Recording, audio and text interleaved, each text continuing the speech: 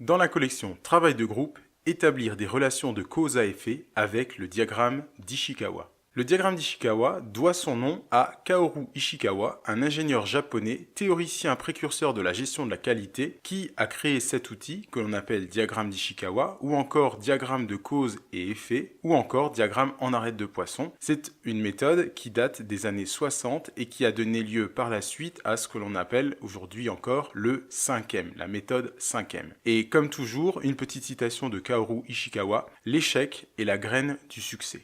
L'objectif de la séquence sera d'analyser les grandes catégories de causes pour parvenir à un effet particulier et d'établir la relation entre un effet et ses causes. Cette méthode est applicable à tout type de réunions et techniques de travail de groupe. Elle est particulièrement recommandée en résolution de problèmes et gestion du risque. Travailler avec le diagramme d'Ishikawa est un processus en 3 phases.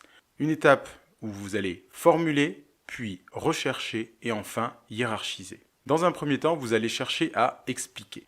Il y aura donc une phase de préparation où vous allez former le groupe ou diviser en sous-groupes, donc comme d'habitude 6 à 8 personnes en mélangeant compétences et connaissances et en veillant à intégrer des représentants des parties prenantes. Ensuite vous allez gérer, planifier, inviter, réserver, préparer, etc. Et pour cela je vous renvoie à la vidéo sur optimiser le déroulement des réunions. Et enfin introduire l'outil au démarrage du travail de groupe. La méthodologie en elle-même. Le diagramme d'Ishikawa repose sur 5 aspects, 5 catégories de causes, c'est ce qu'on appelle donc les 5M. 5M pour main-d'œuvre, milieu, matériel, matière et méthode. La main-d'œuvre, les ressources humaines en termes de quantité et de qualité du personnel, c'est-à-dire des connaissances et des compétences. Le milieu aura lui attrait à l'environnement physique, le matériel à la qualité des machines, les matières à la qualité des ressources, et la méthode, un processus ou une norme en place. Je vous ai donc lié un petit schéma qui symbolise ce diagramme en arête de poisson avec l'effet qui représente la tête et chaque arête qui représente un des 5M.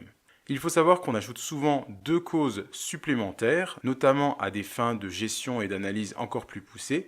C'est donc plus 2M, c'est le management, c'est-à-dire l'influence du management en termes de type et la façon dont il est exercé, et les moyens financiers, ou encore monnaie, c'est-à-dire les investissements au poste de travail en termes de matériel, de machines, de formation. Ce qui nous donne un deuxième diagramme avec l'effet toujours en tête de l'arête de poisson et chaque arête représentant chacun des 7M. Vient l'étape d'analyse. Lorsqu'il s'agit de formuler et de rechercher, eh bien vous allez devoir préciser l'effet, la problématique, l'objectif. Ce doit se faire de manière factuelle et sans jugement. Et pour cela, je vous invite à reconsulter la vidéo sur communiquer avec la méthode de Lasswell et le QQO-QCCP. Ensuite, vous allez rechercher les causes par des méthodes telles que le brainstorming, le QQO-QCCP ou d'autres méthodes qui seront adaptées à la situation.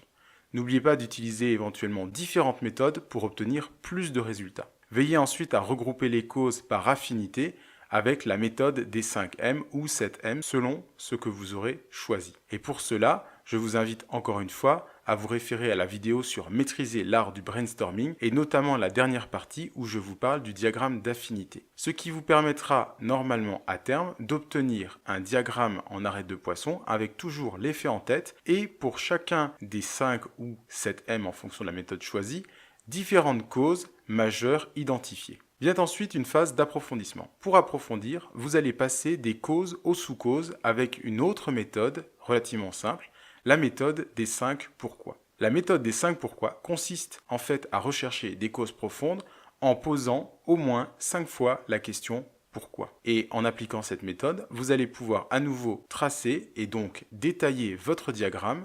Attention, à ce stade, si votre diagramme se transforme en baleine au lieu de représenter une arête de poisson, c'est que ce n'est peut-être pas la méthode la plus adaptée, ce n'est peut-être pas la bonne méthode pour la problématique ou l'effet que vous souhaitez traiter. Vient l'étape de l'action. Une fois que vous avez mis en place votre diagramme, que vous avez réalisé l'analyse, vient une étape, probablement la plus importante puisque c'est celle qui vous permet de passer dans le concret, c'est le plan d'action. Il s'agit en fait de rechercher les causes sur lesquelles il est possible d'agir. Et pour ça, il va falloir déterminer des critères de sélection.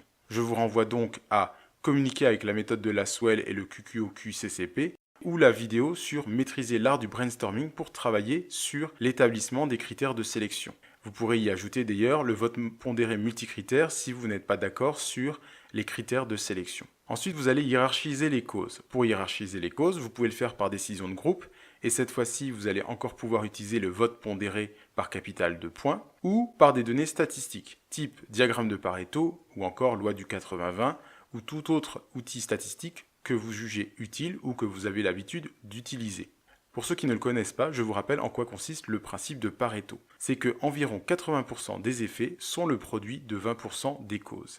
Cette analyse, ce principe date de 1954. Attention, ce principe simple doit être utilisé plus comme un outil de hiérarchisation des actions.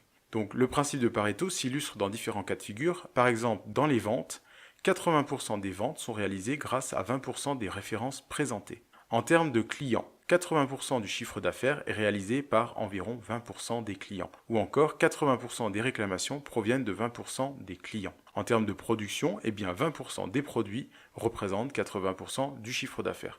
Voici quelques exemples qui permettent d'illustrer cette répartition. Établir des relations de cause à effet avec le diagramme d'Ishikawa nécessite plusieurs points d'attention.